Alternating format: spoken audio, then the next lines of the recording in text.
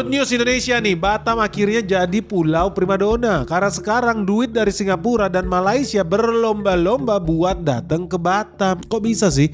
Ada apa gerangannya sehingga kemudian Batam itu menjadi seksi, menjadi menarik di mata warga negara asing. Jadi kalau teman-teman penasaran apa sih yang terjadi di Batam, jangan di skip video ini, let's check this out. Jadi teman-teman udah resmi nih ya, di tahun 2025 kemarin itu lebih dari 1 juta wisatawan mancanegara yang datang ke Pulau Batam. Spesifik nih. Dan kedatangan Wisman ini didominasi oleh rakyat Singapura. Jadi hampir 60% wisatawan yang datang ke Pulau Batam itu orang Singapura. Bahkan berdasarkan data ya, tingkat kunjungan wisatawan asing ke Singapura dibandingkan tahun 2024, di tahun 2025 itu growth-nya udah lebih dari 20% guys. Jadi terjadi peningkatan signifikan. Tentu ini ada hubungannya juga dengan pelemahan mata uang Indonesia terhadap dolar Singapura. Dan saking mendominasinya wisatawan Singapura, dalam satu hari nih saat weekend bisa lebih dari 10.000 rakyat Singapura berbondong-bondong datang ke Batam. Kok bisa ya Batam tiba-tiba jadi kebanjiran wisatawan Singapura ya?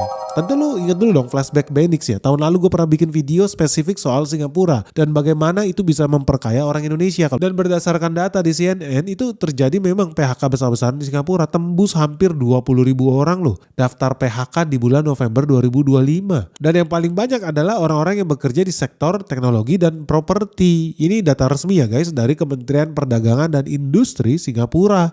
Bahkan kita mencatat ya di bulan September inflasi di Singapura itu udah naik di atas 0,4%. Dan ini naik terus sampai di bulan Desember 2025 menjadi 1,2%.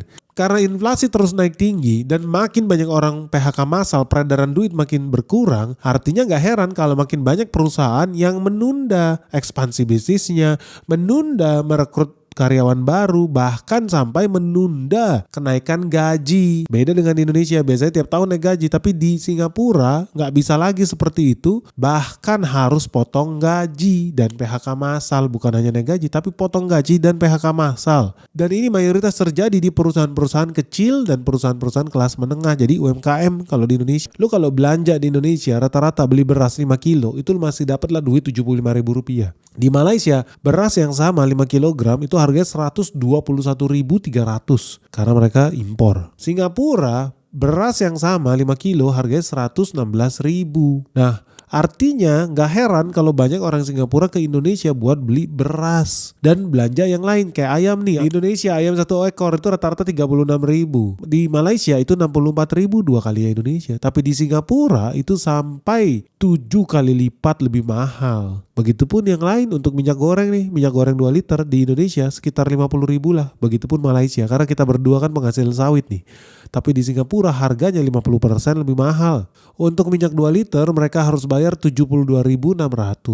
Pun untuk telur Indonesia harganya cuma 33.500 nih buat telur omega yang 10 butir. Malaysia 11-12. Tapi Singapura harganya hampir 2 kali lipat karena di Singapura harganya sudah lebih dari 56.000 untuk beli telur 10 butir doang. Jadi gak usah heran akan makin banyak orang-orang dari Singapura yang datang ke Batam. Bukan buat jalan-jalan loh, bukan buat wisata, tapi buat belanja bulanan. Karena kalau mereka pakai duit yang sama belanja di supermarket Singapura harganya tak terbeli, tak terjangkau, keranjangnya kosong. Tapi kalau mereka pergi ke Indonesia atau ke Johor Bahru di Malaysia, keranjang belanja mereka penuh. Menurut data per Januari sampai Juni 2025 ada 10 juta turis Singapura yang datang ke Johor Malaysia. Nah lu tahu gak sih total populasi rakyat Singapura itu cuma 6 juta orang guys. Tapi bisa ada 10 juta turis Singapura yang datang ke Johor.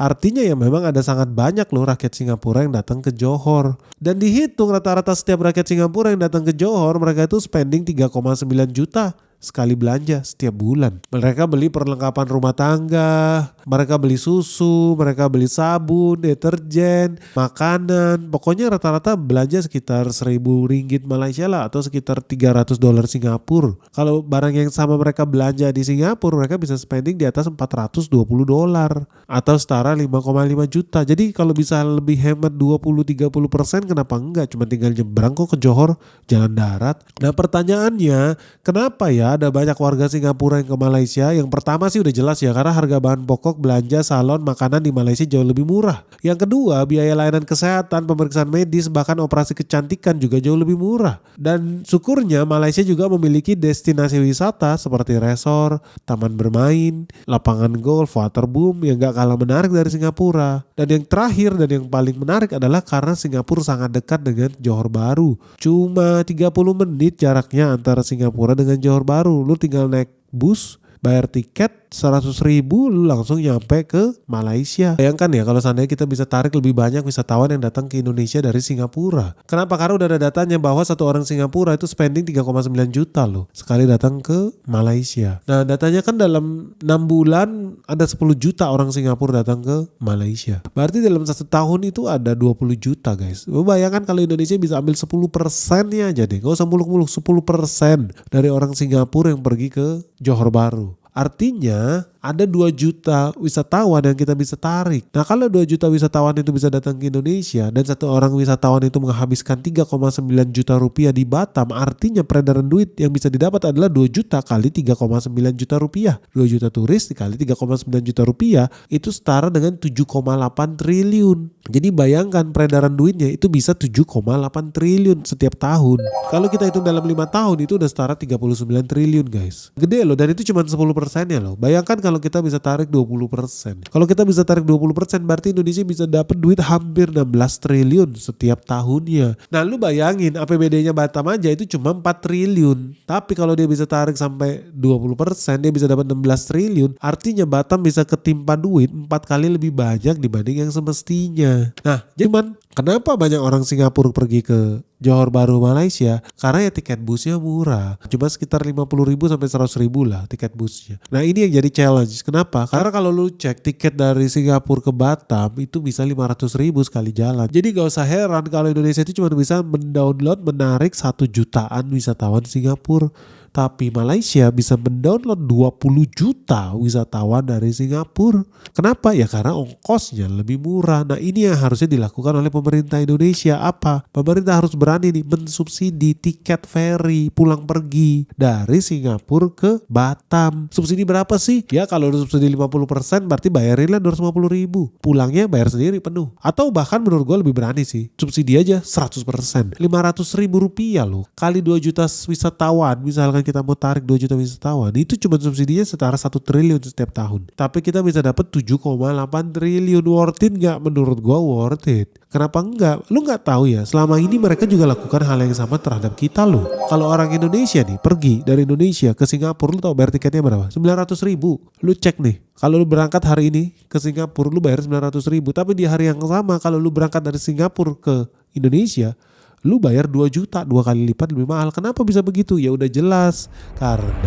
Kenapa bisa begitu? Ya udah jelas. Karena disubsidi sama pemerintah Singapura. Supaya apa? Kita makin banyak orang-orang Indonesia spending money ke Singapura, belanja, nginep di hotel, berjudi, makan-makan, supaya makin kaya raya orang Singapura.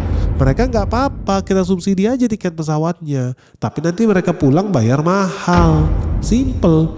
Jadi dibikin semua lebih simple dan murah. Afturnya murah, airport taxnya murah. Supaya apa? Ya jauh lebih banyak lagi orang Indonesia yang senang berbelanja dan datang ke Singapura.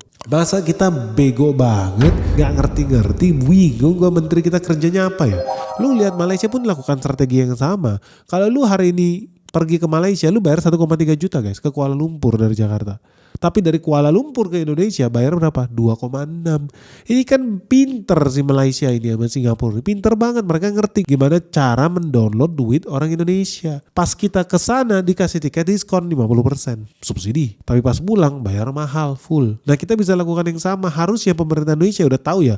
Banyak orang Australia senang ke Bali. Banyak orang Malaysia senang ke Bandung. Banyak orang India senang ke Indonesia. Subsidi mereka. Identifikasi mana turis-turis yang spending powernya paling banyak. Per datang turis Singapura berani bayar $2.000.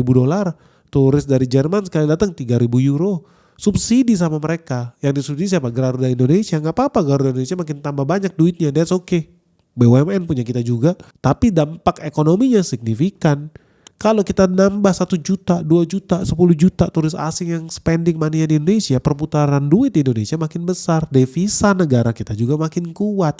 Nah pertanyaannya, kalau Malaysia aja punya otak, tidak gue heran ya, negara seperti Malaysia itu bisa mengundang 38 juta loh wisatawan asing. Indonesia itu cuma 13 juta wisatawan asing. Sedih gak? Sedih banget menurut gue. Sedih banget asli. Malaysia bisa mendownload lebih dari 2 kali lipat wisatawan asing yang datang ke Indonesia.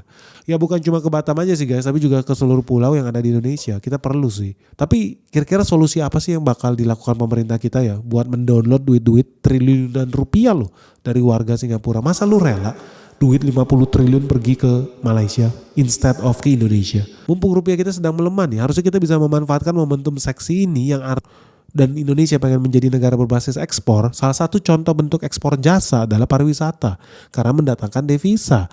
Jadi melemahnya rupiah mungkin bikin banyak orang takut yang hobinya makan barang impor. Hobi lu makan apa? Tempe goreng, tahu, kacang kedelai, bakmi, itu barang impor semua nih. Tapi gak semuanya panik ketika rupiah melemah. Ada yang senang karena ternyata buat rakyat Batam melemahnya rupiah ternyata ada dampak positifnya loh buat mereka yang tinggal di Pulau Batam.